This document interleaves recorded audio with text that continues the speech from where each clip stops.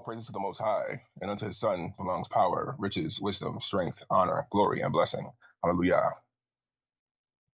Frigid, stark, bleak, dormant, barren, desolate. These terms describe winter. Winter began on December 21st, the day of the winter solstice. During winter, most animals and insects either go into stasis or a form of hibernation. Not only this, but most plants enter into a state of dormancy as well.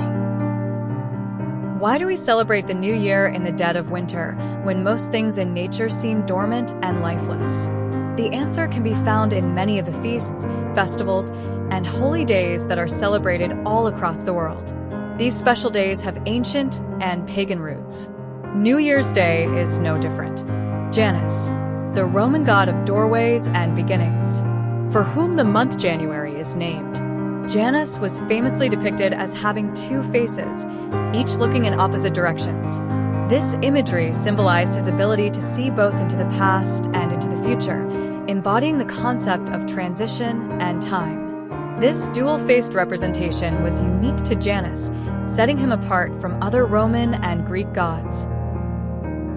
Therefore, we celebrate a new year during this time of yearly stasis, even though nature itself bears witness that the new year has not yet begun. Does it not make sense, then, to question why we begin the new year during a time when much of nature is in a state of decline and, in many cases, decay? Therefore, let us look to the scriptures. This is the book of Exodus, chapter 12, verse 2. This month shall be unto you the beginning of months. It shall be the first month of the year to you. So what month is that exactly? According to Deuteronomy 16:1, it says, Observe the month of Abib, and keep the Passover unto the Lord thy God. For in the month of Abib, the Lord thy God brought thee forth out of Egypt by night. Abib? So, when is the month of Abib? The Hebrew calendar is primarily lunar, meaning months begin with the new moon.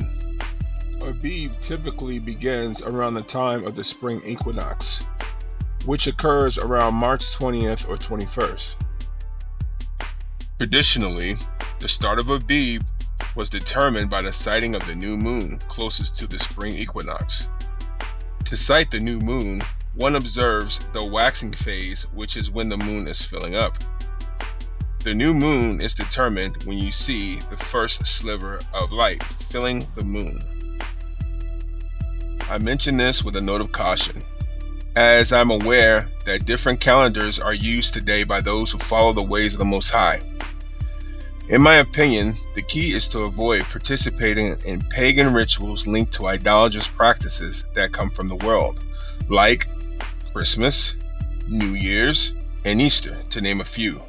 Frankly, it is important to remain distinct and set apart from them all.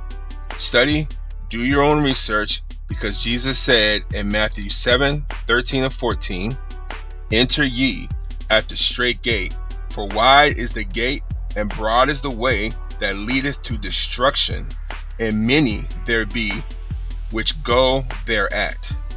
14. Because strait is the gate, and narrow is the way which leadeth unto life, and few there be that find it. All praises to the Most High. Hallelujah.